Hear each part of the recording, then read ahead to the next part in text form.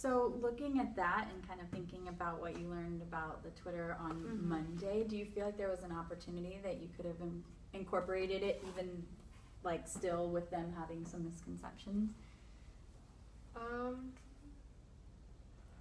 As in, I don't know, when we did I went to the new teacher one, and all we talked about was that, like, Twitter, like, think individually, and, like, pair share, and then, like, all of that.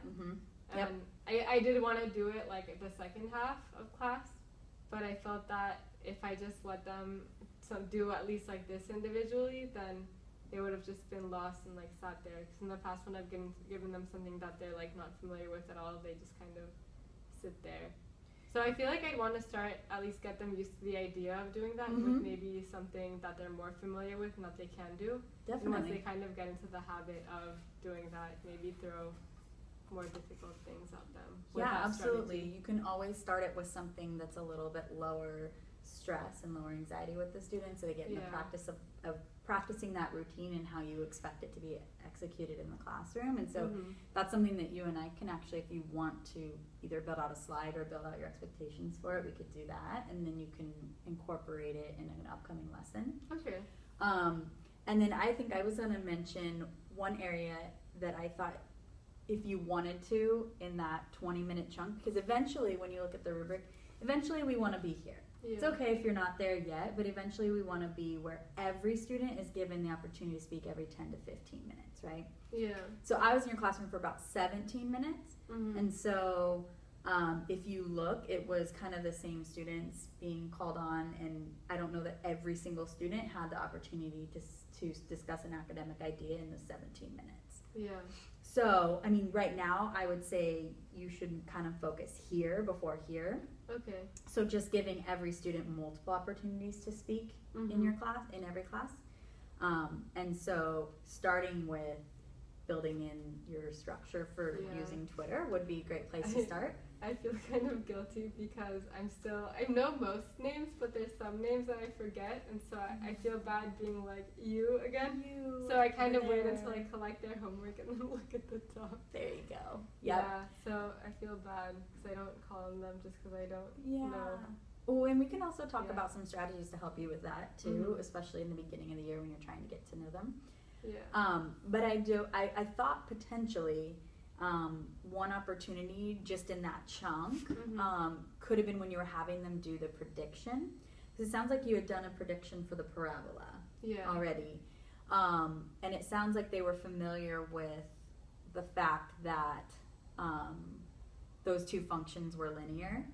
And so, like, making a prediction is pretty...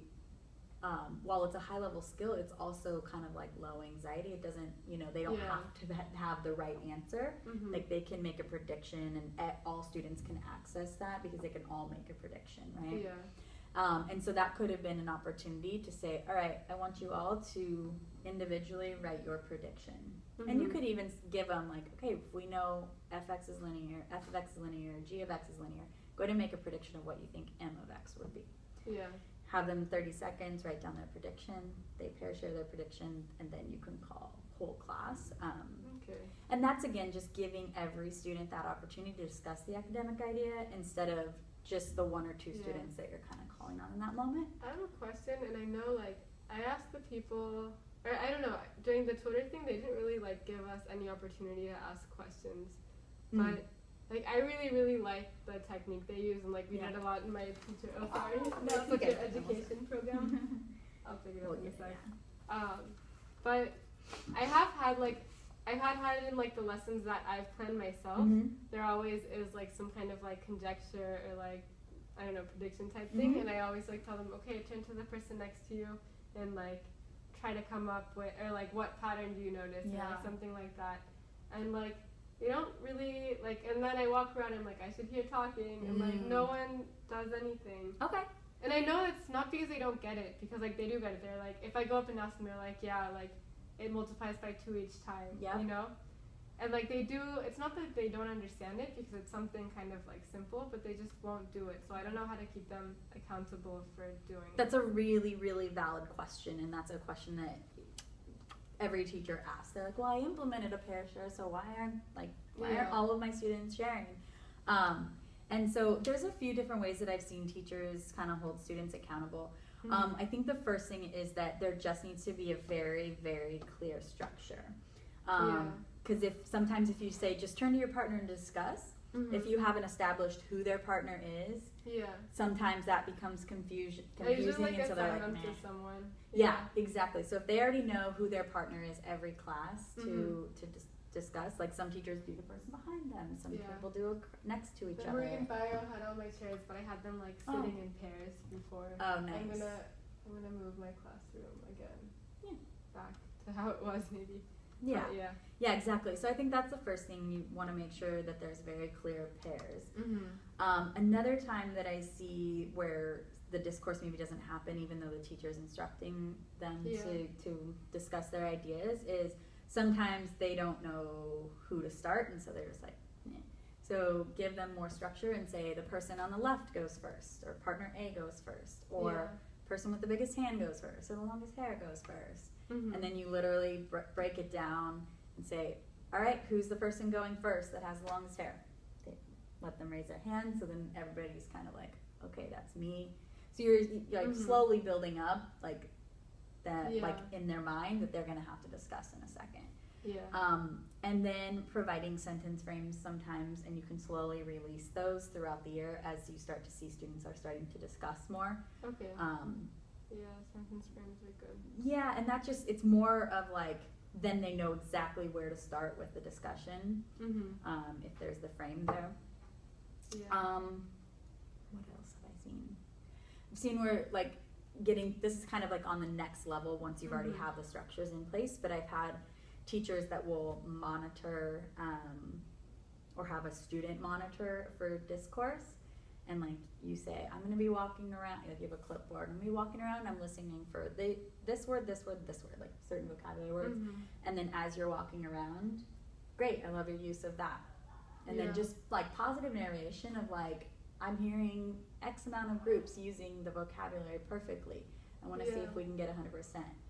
And like just kind of holding them accountable by them knowing you're tracking it. And then some teachers will attach it to like scholarly habit points or participation points, things like that too. Okay. Yeah. So what was that? I write down their names? Yeah, so you would just have like a spreadsheet on a clipboard of all the students' names, and then like a column next to their name that says, you know, academic discourse points for the day.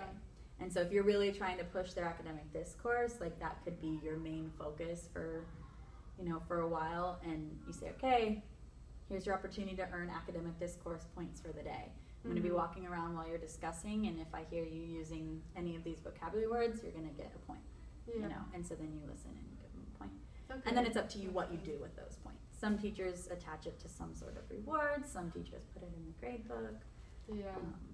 I think that's like something that I have a lot of trouble with. Like even during the warm up when they're supposed to be trying something for themselves, a lot of so like I have some periods that are really, really good, and then other periods they just kind of like sit there and they wait, and eventually when it's like too late and I have to like start going over it, otherwise we won't have time for anything else, they just kind of like write everything down.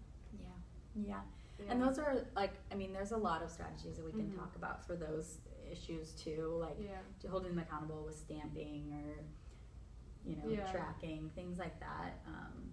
So you know, definitely that's something that we can keep looking at too, and next time I observe I can look specifically at that, like the do now and stuff, and like give you ideas on holding them accountable for it.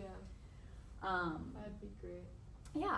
But I guess in terms of the Think, Write, Discuss report, do you want to plan out, and you can do it on my computer, and we could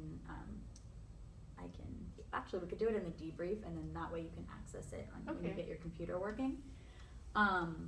But maybe plan out the specific structures you want to put in place for the Think, Write, Discuss report, and then that way all you really have to do is change the question every time. So you don't have to change the structures unless you feel like something's not working.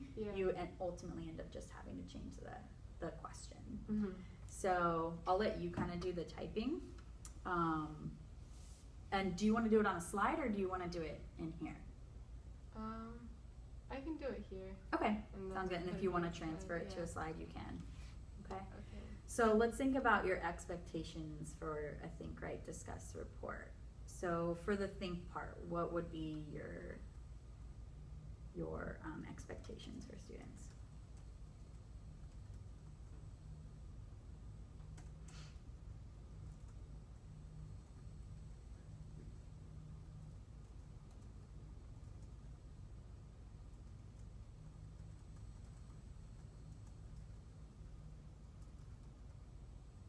Mhm.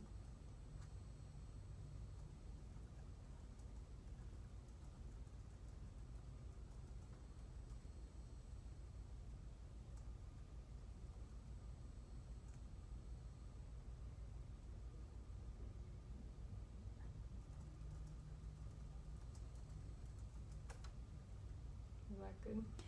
Yeah, and if it's just a question, then just make sure they can just read the question to themselves, right? Yeah. Mm-hmm.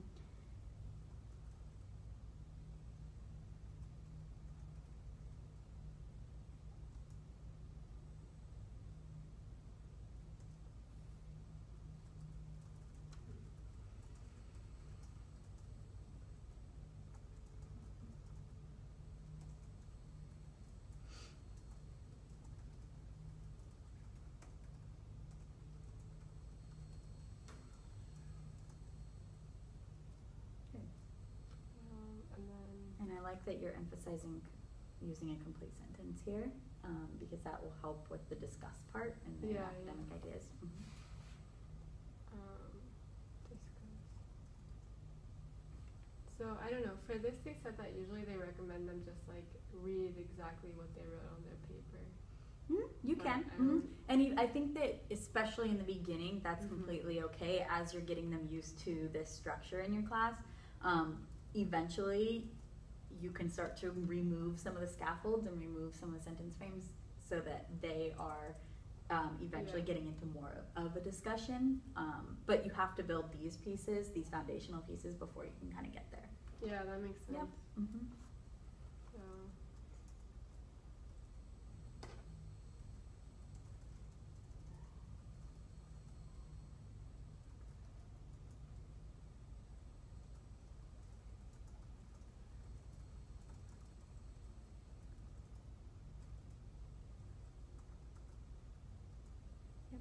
And you can always change that up just to have fun Yeah. every now and then.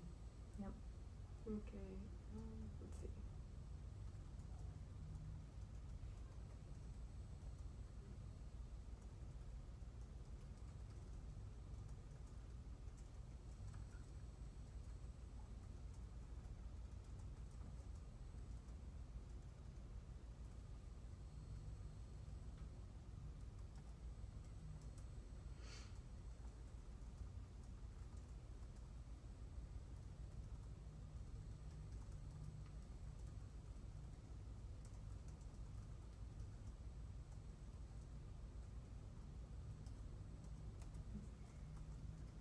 Let's see.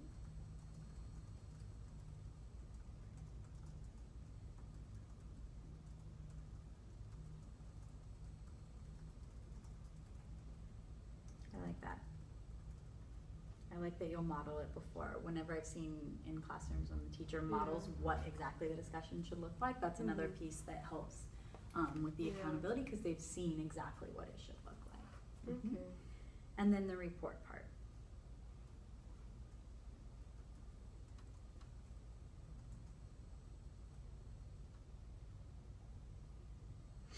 I don't know. Should I just like call in somewhere one or ask for a volunteer?